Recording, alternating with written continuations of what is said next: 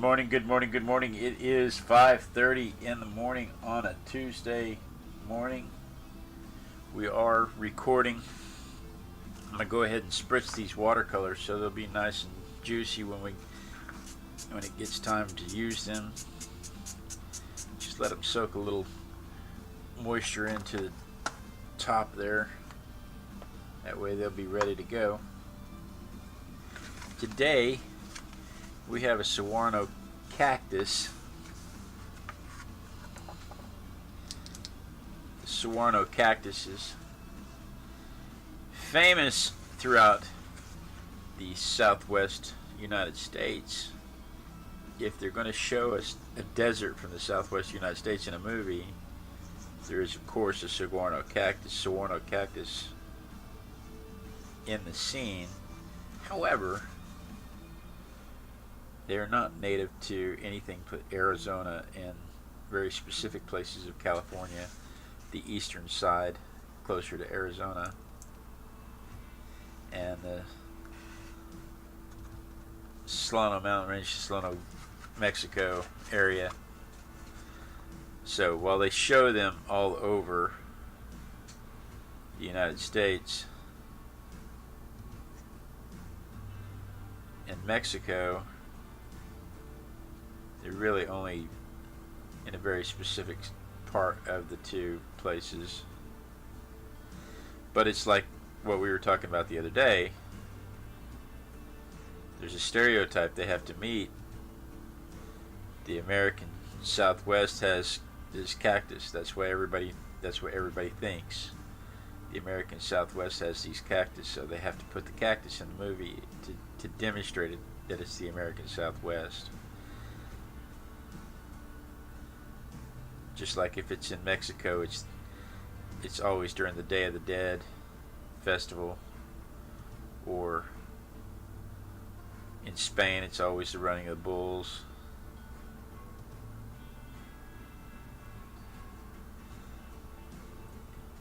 You can see the Eiffel Tower from anywhere in France.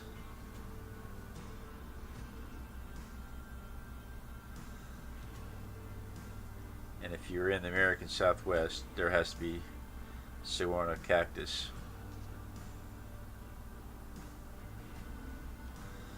These things are big. I never really understood. The movies don't give them credit. I never really understood how big these things are until you see pictures of them with people standing next to them, and you realize these things are like 45 feet tall, 30 to 45 feet tall or bigger.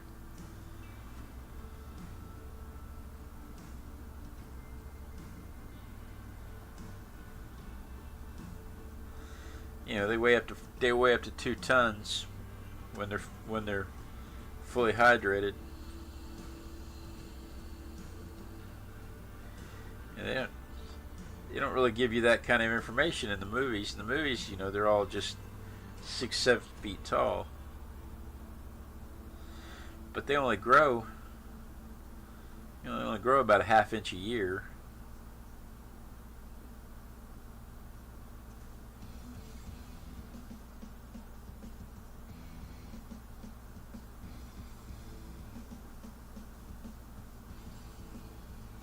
They're very slow growing. They're protected because of how important they are to the Arizona ecosystem.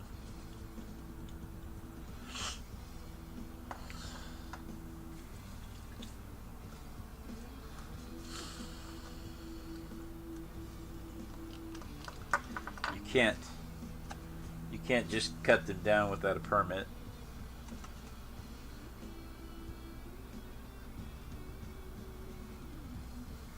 And I'm torn on that one because,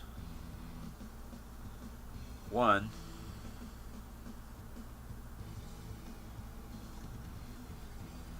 they live up to 200 years old, so cutting one down is a travesty. And they are very important to the Arizona ecosystem. So if you cut one down, it really should be for a very good reason, not just it's blocking my view.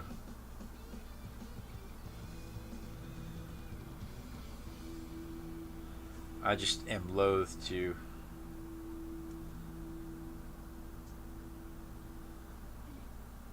have to ask permission to cut down something that's growing on my property.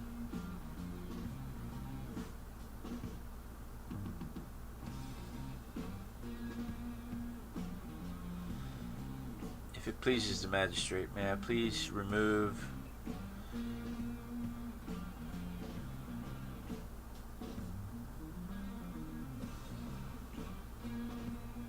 anyway. I'm not going to finish that thought. You guys are pretty sharp. You guys can finish that thought.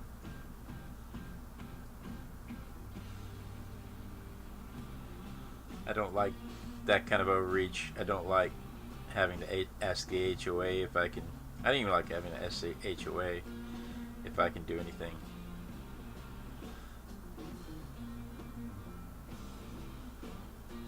These flowers are supposed to be a waxy white flower, but they just made them green.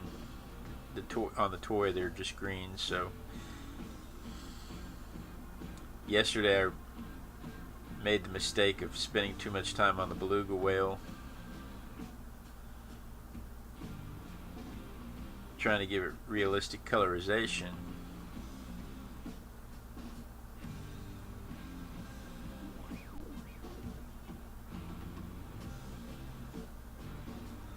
And there was,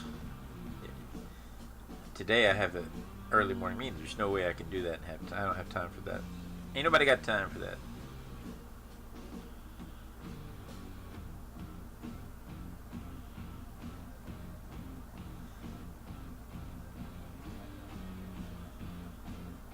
Ain't nobody got time for that. 200 years. These things live up to 200 years.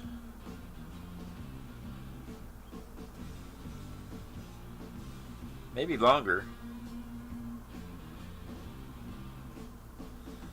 The spines are like steel needles, they say. Very long, very sharp. They have a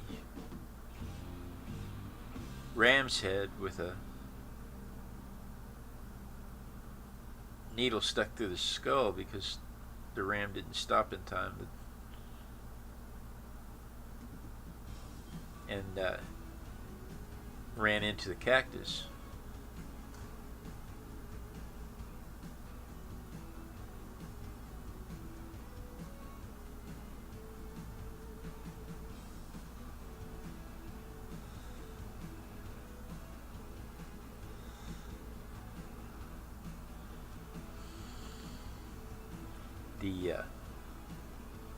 The needles are very sharp. The spines that grow, these ridges that have a kind of a woody rib.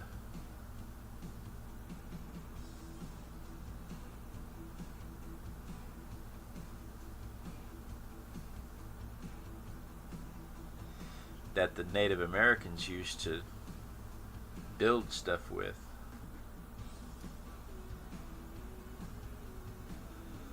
What I thought was the most interesting thing they built was a stick to knock the fruit off of with, because these things are so tall. They needed a way to reach up to the top of it and knock the fruit off of it.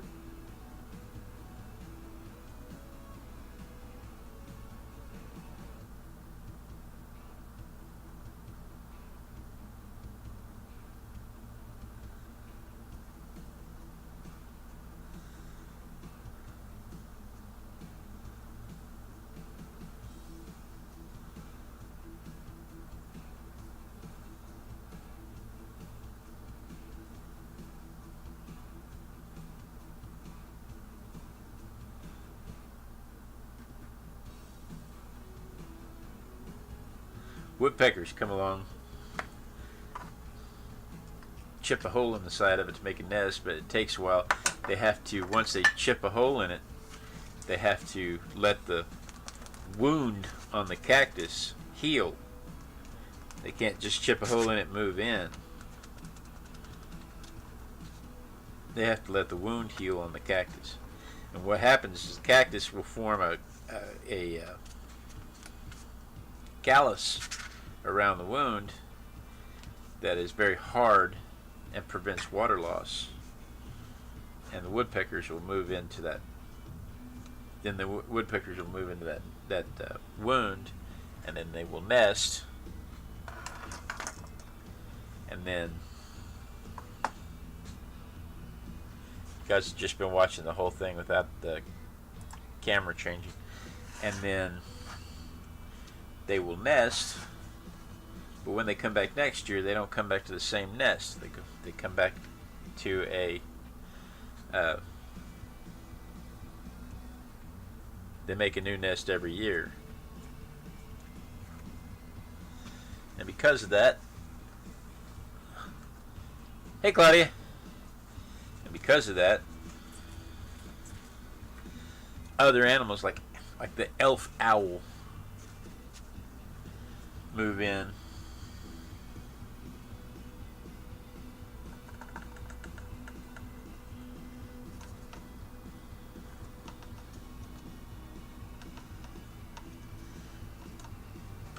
The elf owls move into the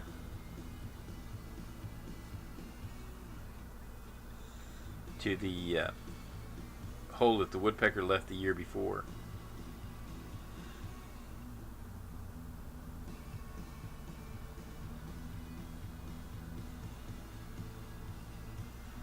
And then the natives would cut these things out, the little calcified pockets. The indigenous peoples would cut these pockets out and use them as containers for water.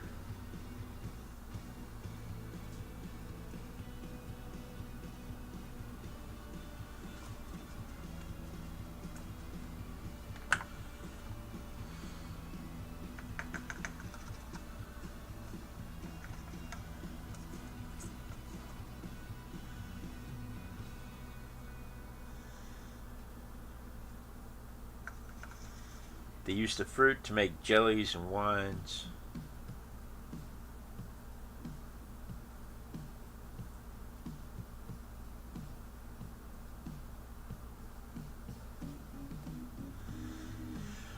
I've never had saguaro fruit. I don't know how sweet it is.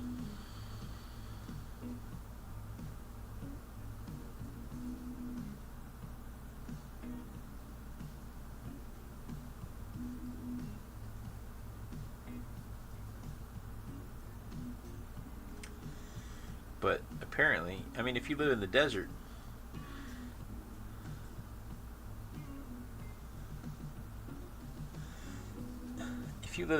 I doubt there's very many things that are sweet. So coming across something like this with sweet, fleshy fruit,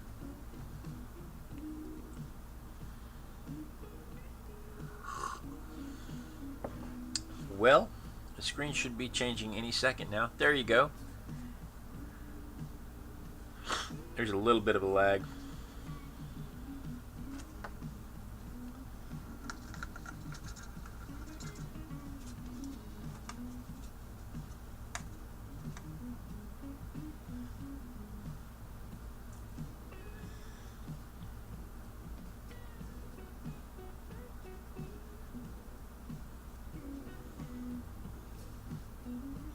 But I would imagine if you live in the desert,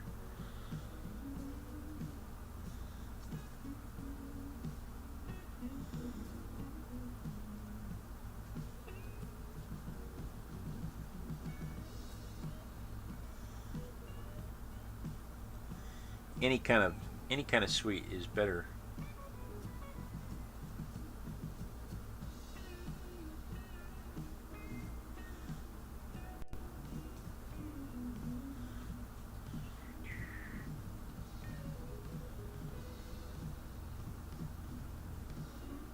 than no sweet at all.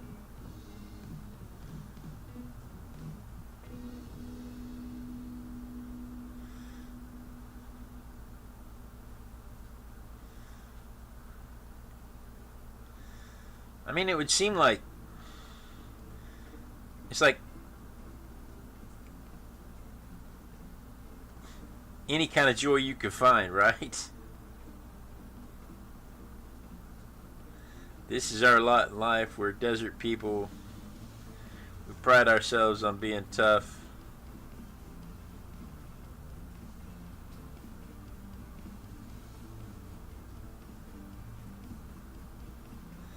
And one of our few rewards is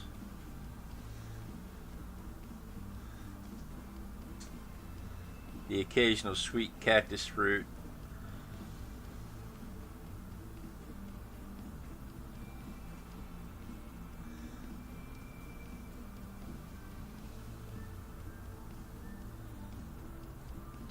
I mean, I imagine life's pretty hard in the desert.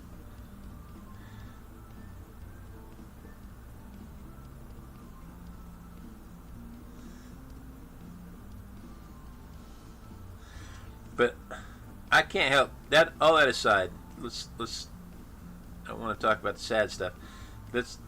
I want you to think about it. The other day we did the Roadrunner, right? One of the major pollinators for this cactus is hummingbirds. That means this thing has roadrunners around it, jumping up and catching hummingbirds.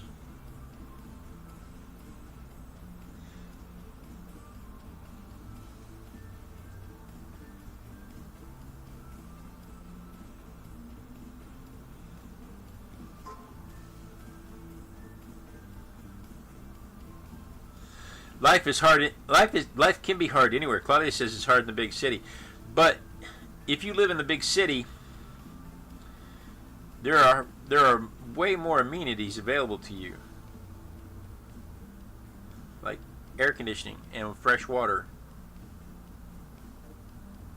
I'm not saying that life's not hard. That life can't be hard everywhere. I'm specifically talking about indigenous peoples and different climates. I would imagine that there are struggles everywhere you go on the planet, but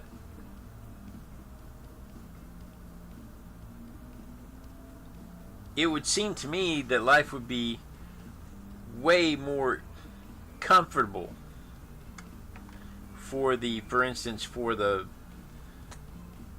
Mayans living down there in southern Mexico, where it rains.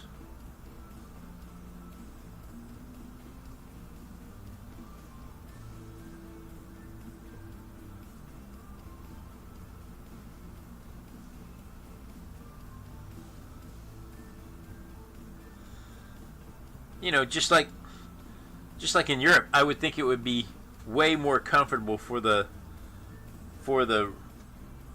Mediterranean Greek and Romans than it was for the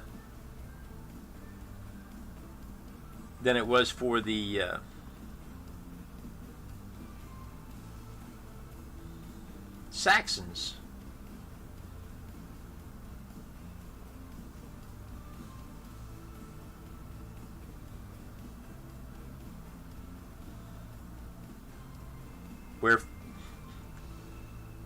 Where it was colder all the time.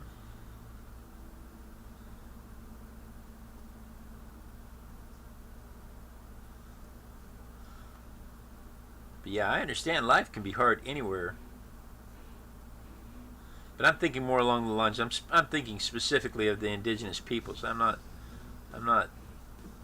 like. But I think, to my mind, it would be worse to live in the desert with the Hopis than it would be to live in the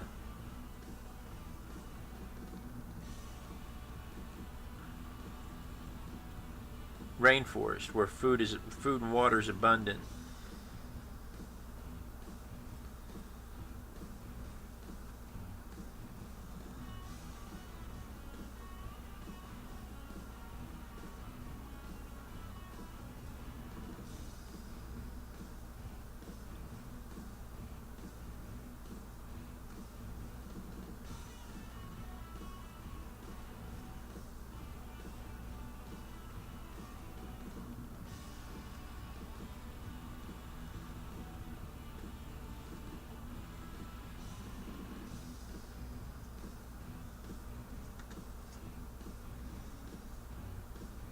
But under no circumstances am I suggesting that life isn't hard, can't be hard for everybody in every place.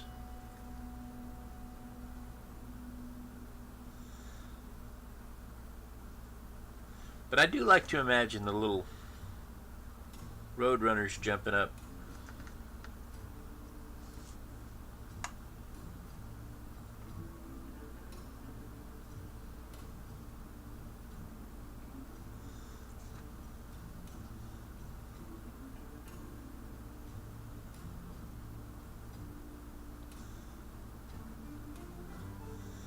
Catching hummingbirds.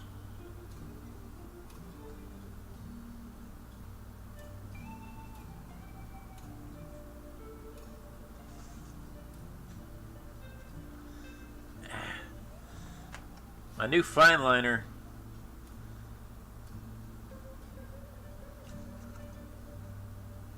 drips.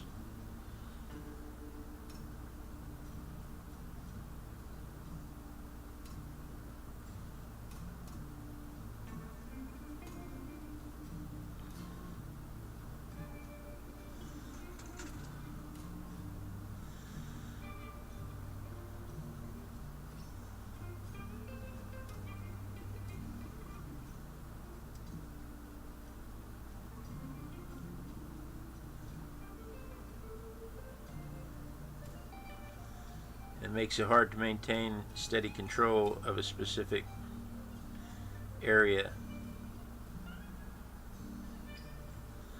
because it drips. No me gusta.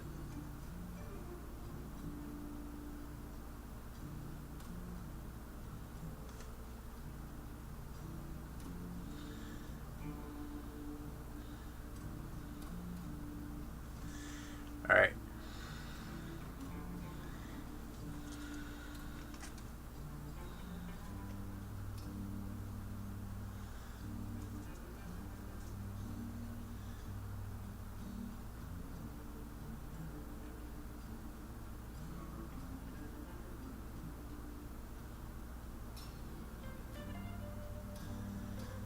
I think we're done with that. I think I need to dry that real quick. How are we doing on time? Oh, it's 5:53. We're doing great. I need to dry that real quick and then hit it with the remainder.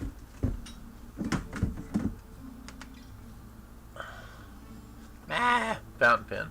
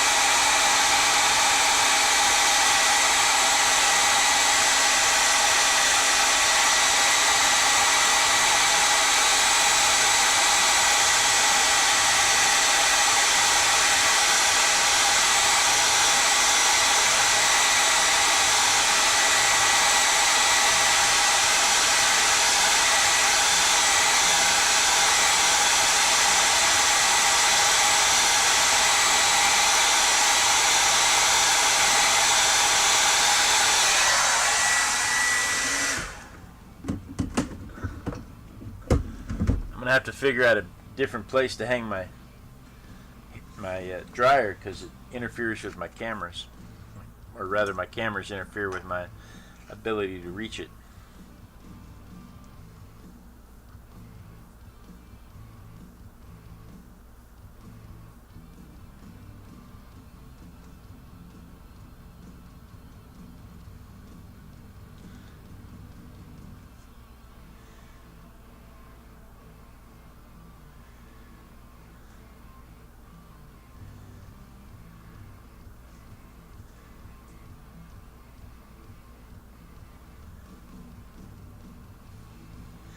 These things,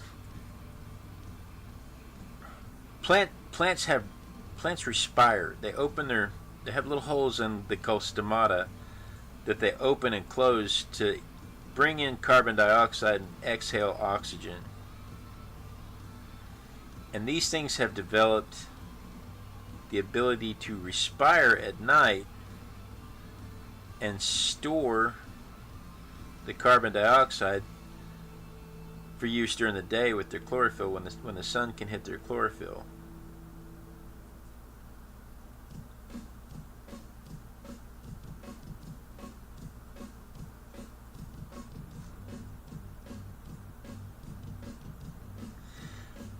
And it would make sense, because if they respire during the day,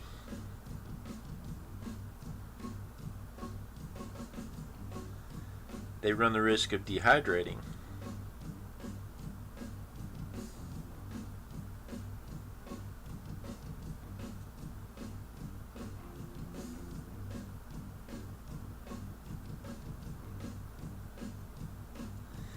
And so they respire at night, and then they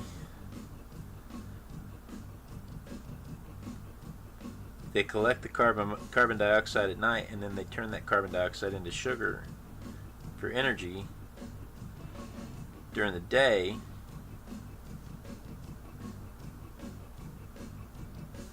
Most plants don't do that. Most plants respire while they're all day long while they're making chlorophyll.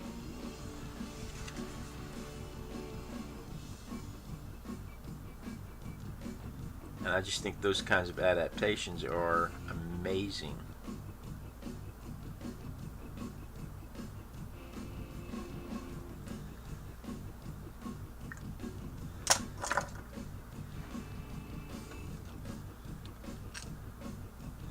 But look at us go, right on time.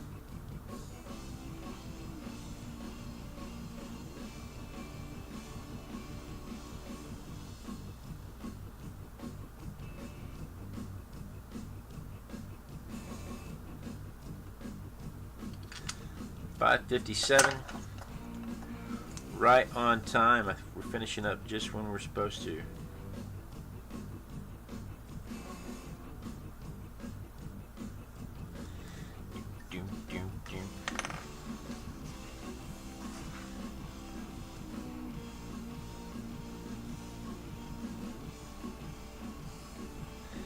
They use acids to make the water not evaporate so well. They can get they fill up with water during the monsoons in June or so, and then they may not get any more water for the remainder of the year. They only get about 10 inches of water a year, but they get it all at once. They may not get any more water for the year, so they soak it all up, and all these little ridges are like an accordion. They just expand out, and they can go from, like I said earlier, they can go from 1,500 pounds to 2 tons to over 4,000 pounds.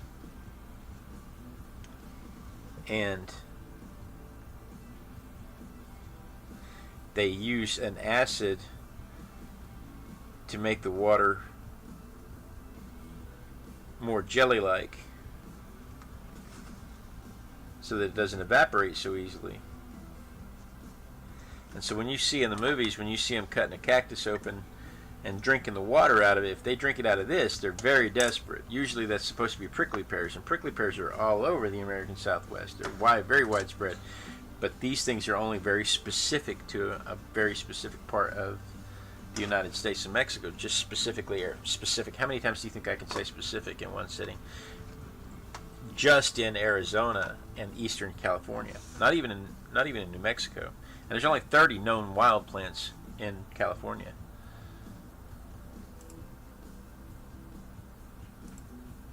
So if you see them eating, cutting open and drinking the water out of these things in the movies, know that that person is supposed to be absolutely desperate for water, because they are very, very acidic.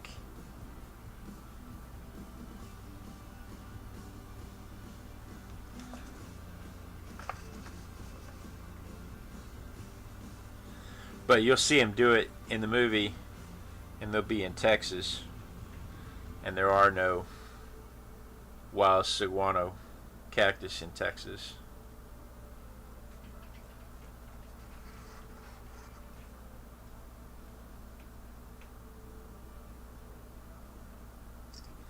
So here's what we ended up with from my point of view.